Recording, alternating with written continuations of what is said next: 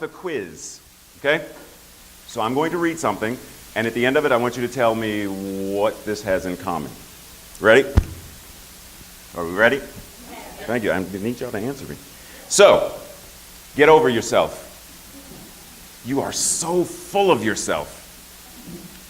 She's so self-absorbed. He'll self-destruct if he keeps going at it the way he's going. He's traveling the world in order to find himself. She's on a quest of self-discovery. No one with an ounce of self-respect would behave that way. And then the temple at Delphi, know thyself. And then our great friend Shakespeare, to thine own self be true, and it must follow as night the day. You cannot be false to anyone when you are true to yourself. What do all of these phrases have in common? Self. So I know today we were going to talk about what is the it in the... Today I want to, and like I said, we're going to end up in the same destination, but I want to talk about this self thing for a moment.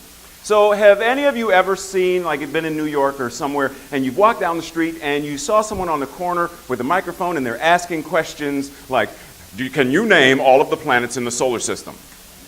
Can you tell me who the current president is? Can you tell me, and they're asking us these questions.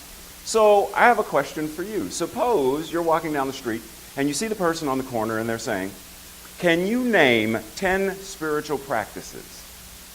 Do you think the average, not we enlightened folks, do you think the average, don't laugh because you are. Calm down. So do you think the average person would be able to name 10 spiritual practices? So I know that you can, so throw out, it's the teacher in me, you know I do this. Just because I ain't been here in a year, don't act like I'm new. Throw out a couple. Yoga, meditation, nature, that's 3. Prayer, affirmations, give me 2 more. Tai Chi, forgiveness, mindfulness. Okay. Great, and all are true. And what we know is that there are enough spiritual practice for as many fingerprints as we have. Because each and every, this is one of the great things about this teaching. Everyone has a separate, different, unique spiritual practice. So no 2 centers look exactly the same. No 2 ministers are exactly the same. Because this is not a cookie-cutter philosophy. It's a very personal, individual, and intimate teaching. Now, one of the spiritual practices I want to talk about today, going back to what we started with, what did I ask you? What did all those phrases have in common? Self. I want to talk about a spiritual practice that involves the self. And it's called selfless service. How we serve selflessly. But how do we serve selflessly when we're not sure what the self that we're talking about is? Because we have this odd, interesting duality, dichotomy, paradox, whatever it is, to find yourself. But don't be too full of yourself. So I'm trying to find me, but only half of me? Or is the me that I'm looking for, that I'm trying to find, that's not the self that we're talking about. So when we talk about selfless, what we're talking about is, how many of us as children went out for Halloween or something?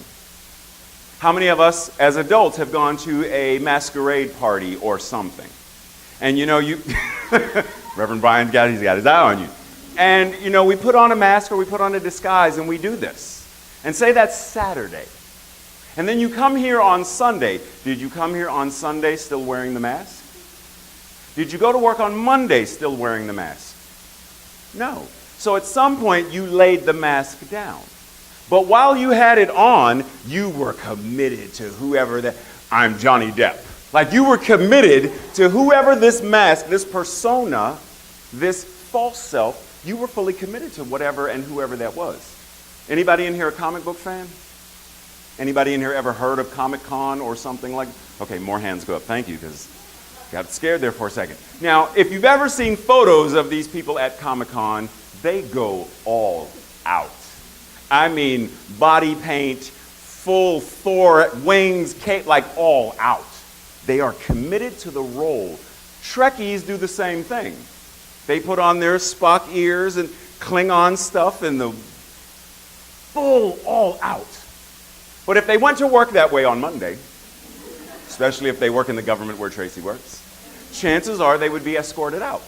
So at some point, that self is laid down. But here we are in culture and society that teaches us to pick up a false self. We're born, and depending on who you're born with, immediately your parents start painting walls pink or blue, which starts to program. Then they give you didn't choose your name at birth. It's, boop, hey, what do you want to be called? I'd like to be named Raymont. That's your name then. And put it on the birth certificate. Like no one pops out with it, like it doesn't happen. So parents give us our names. And then we live into the name, and we live into the reputation, and we live into what our parents, our teachers, our siblings, our community, our whoever expects us to be. But what if that's not who I want to be? There was a Whitney Houston special on, I don't remember what channel it was, recently, where they talked about how she lived, and if she had been able to live and love as she wanted to, she may not have died. And the idea was, as she's going through this, she had this common, often asked, can I just be me? Can you stop telling me what to sing and how to sing and what records to do? Can I just be me? Can you tell me how to stop wearing, I don't want to wear my hair that way. Can you just let me be me? But how many of us live our lives knowing who that me is? To be able to live it with the audacity of knowing that that me is the truest connective part of the I am. Not the name, because you move the name, Shakespeare said, by whatever name you call a rose is going to smell just as sweet. And I would venture to say if I took your name away, you would still be the magnificent, beautiful people you are. If you take away the name, take away the job, take away the clothes, put on a different wardrobe, wear a different hat, you're still beautiful and magnificent because you are God showing up as itself in human form called you.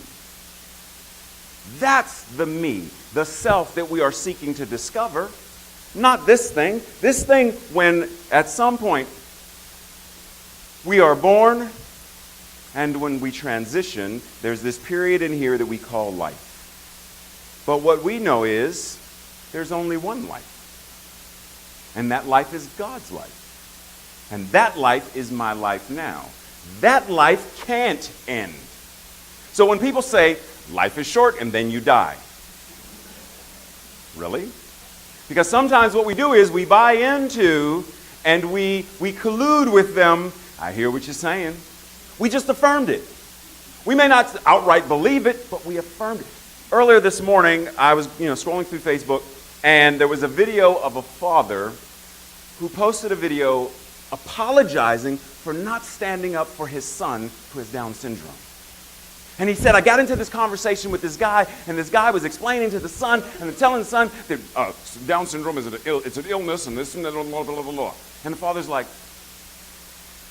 I could have spoken up for my son. I could have explained what it is, but I didn't. How many times do we have friends or family that say something that this teaching does not affirm, and we nod?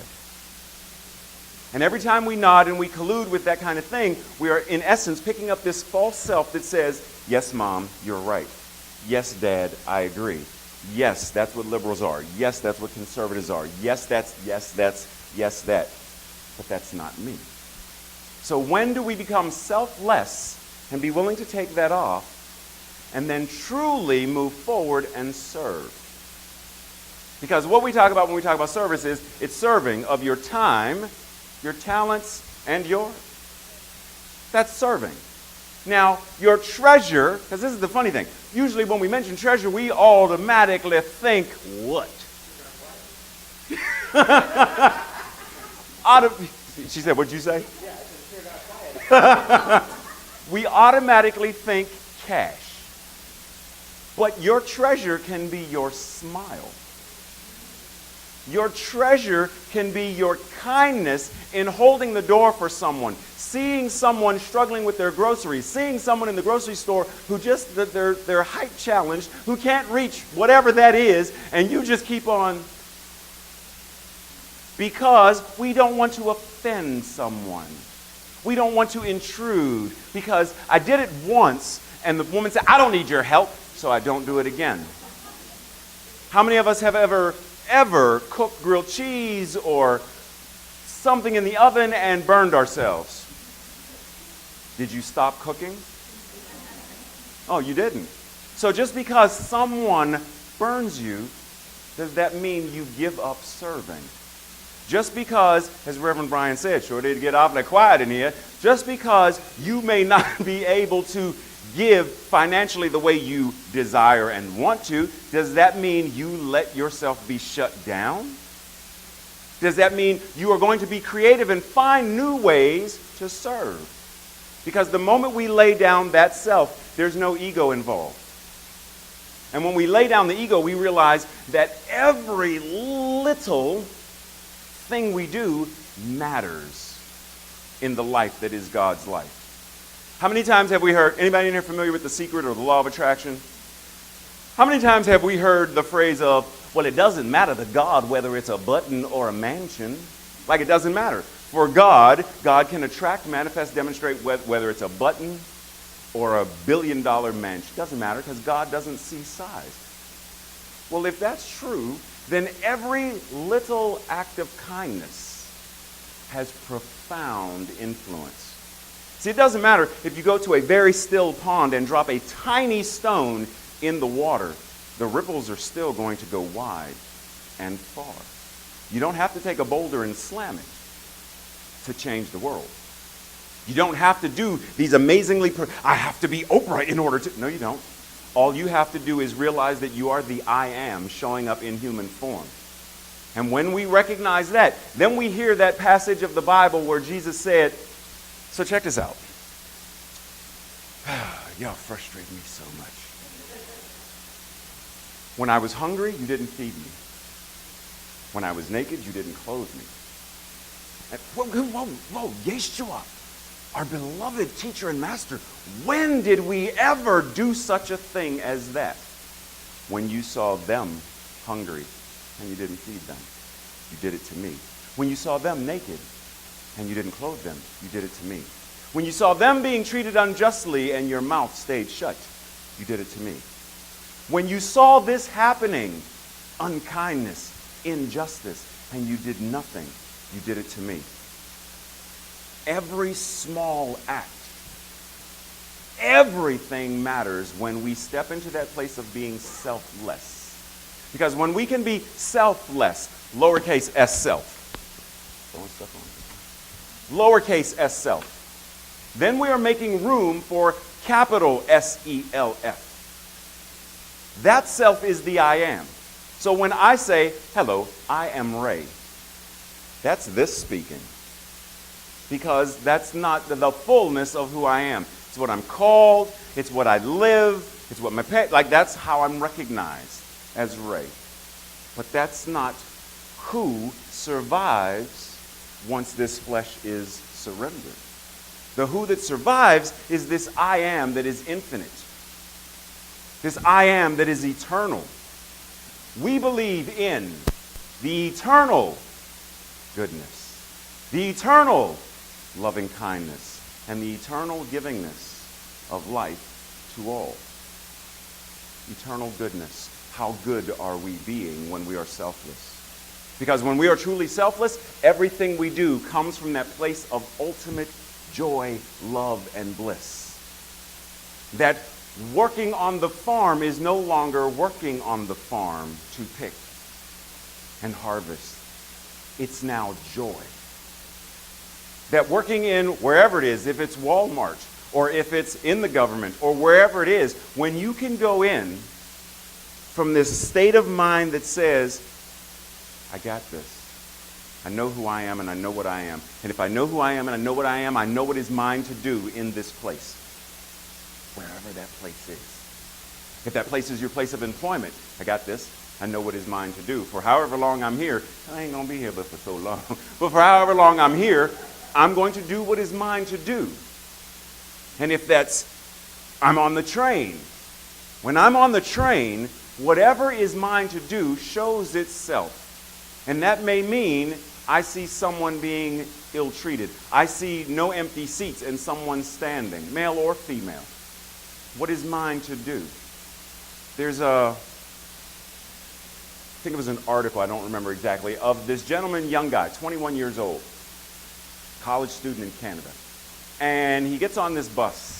And he just got off of work, and he gets on this bus, and this guy walks over to him, and he asks, "Can I shake your hand?" And the young guy's like, "That's cool." So he reaches out and shakes his hand. And you ever shook somebody's hand and it gets uncomfortably long? It's like, I think it's supposed to be 1, 2. And then the movement stops, and it's just hold. And that's where it went.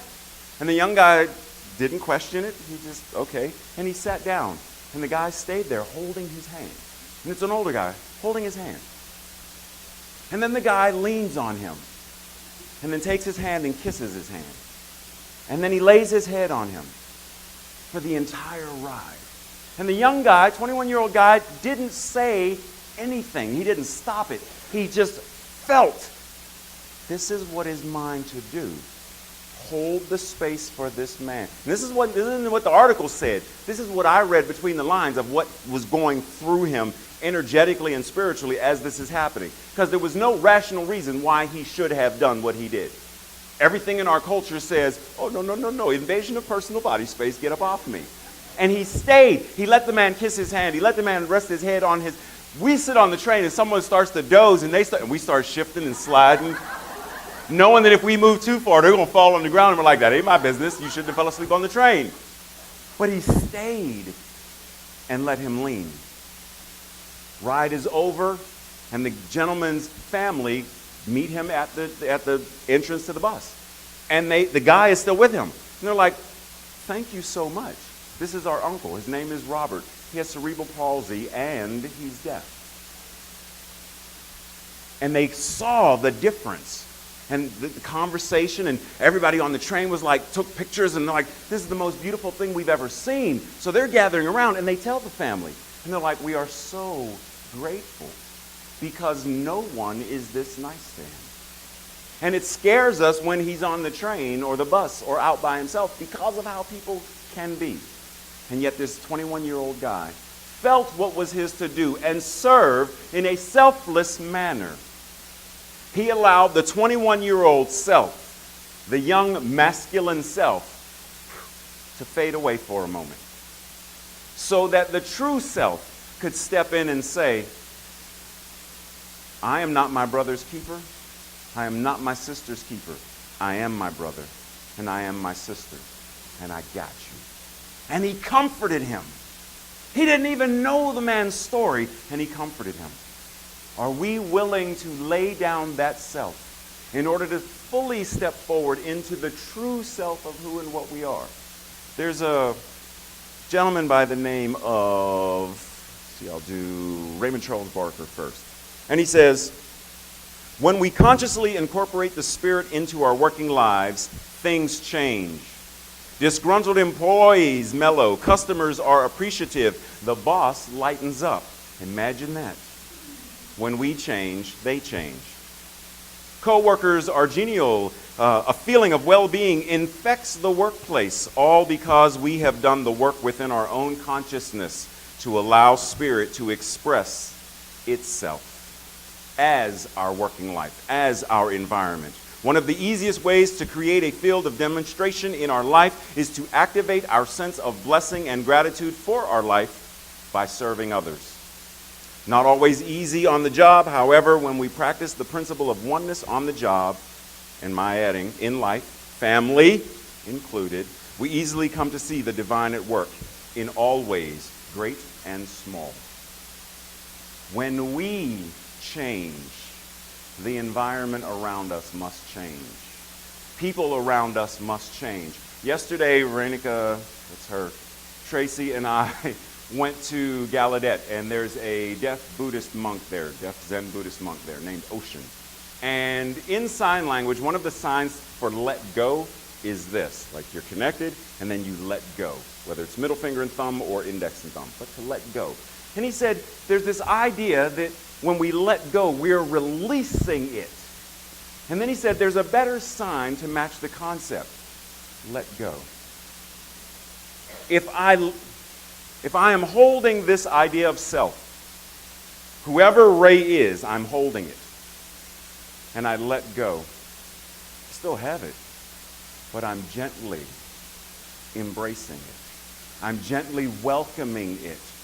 I'm not trying to drop it. I'm not trying to be someone else. Because that's just replacing one mask for another mask. I'm trying to be like. I want to be like Mike. No. I want to be like the I am that I am. And in order to do that, I still hold Ray.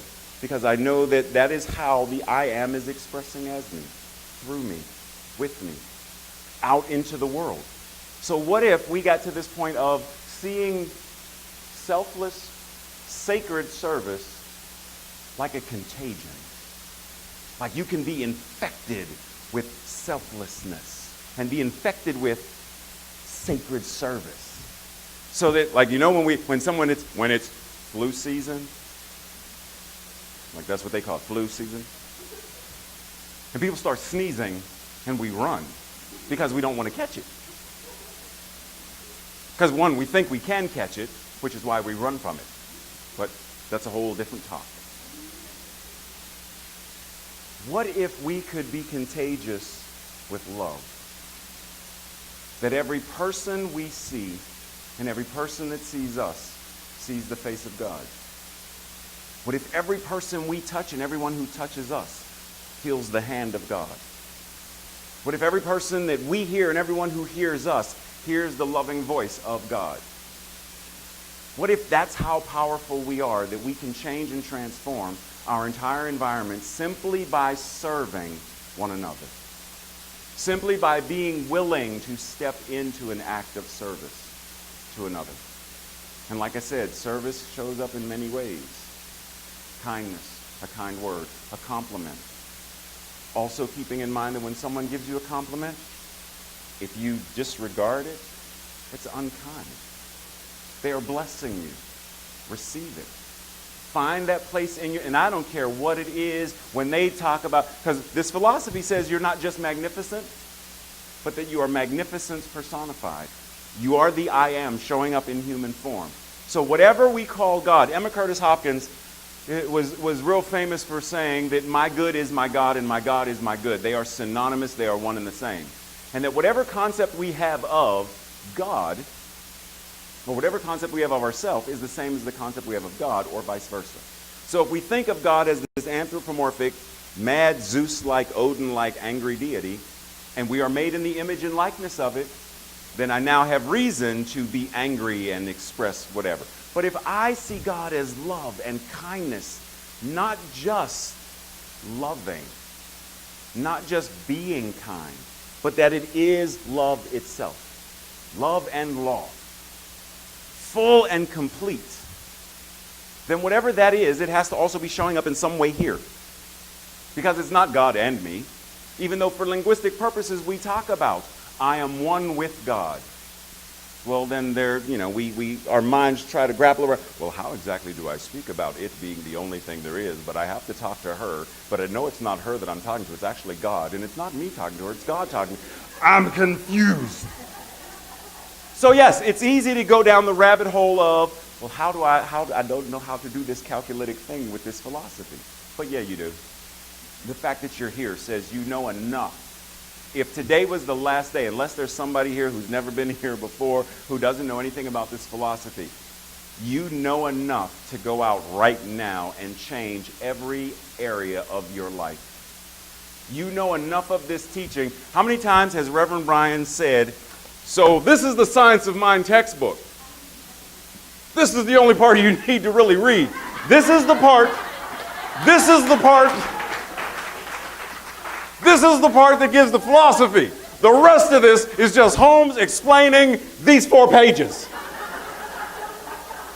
Because the book intimidates us. So the fact that he says, don't worry about reading all 4,698 pages. Read these 4 introductory chapters.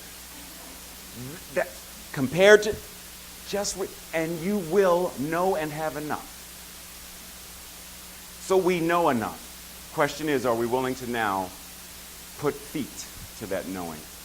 Are we ready and willing to clothe the naked, feed the hungry, smile to those who need that smile that day, to actually eye contact with the cashier who clearly is not experiencing a great day, and realize that we can make them smile. We can, and it doesn't have to be right then. Because there have been times where I've gone to Target and the person was grumpy and they're like, I'm not going to smile no matter what you do. I'm like, okay, that's cool. And I come back like a week later and she comes up to me and she says, I'm so glad you were, because I went home and I thought about what you did and I had to laugh and I laughed the rest of the evening and it changed the way the rest of my day went. Had she not told me that, I wouldn't have known. So I don't care. I plant seeds. I don't need to see the thing grow. I trust and I believe. Because it's the law. What we place into the law must demonstrate, must manifest. So the invitation is that soon as service is done, go out and serve the world in whatever way you are called to do so. Let's treat. Grounding ourselves in this moment, simply allowing ourselves to breathe and to be breathed. Knowing that in this moment I could end this treatment simply by saying amen, I am thankful. Knowing that God is all there is, one power, one presence, one absolute, infinite love and law. And knowing that it is all there is, it must be right here showing up in me, with me, and as everyone in this room as well.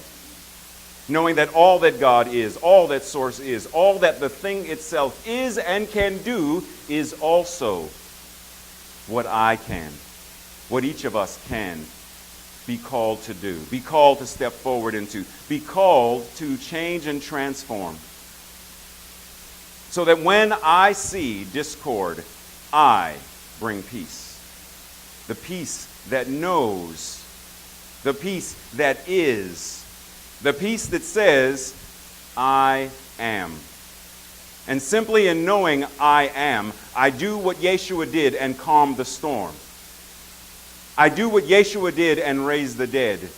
Those who are dead in consciousness, ignorant and believing in racism and hatred, I bring life through my word.